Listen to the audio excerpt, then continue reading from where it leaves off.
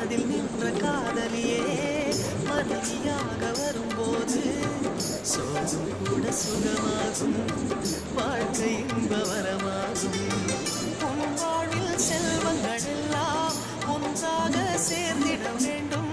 பூவே உன் புன்னகை என்றும் சந்தோஷம் தந்திட வேண்டும். ஆசை காதல் கைகளில் சேர்ந்தால் வாழ்வே சொர்க்கம் ஆகுமே. ஆசை காதல் கைகளில் சேர்ந்தால் வாழ்வே சொர்க்கம் ஆகுமே.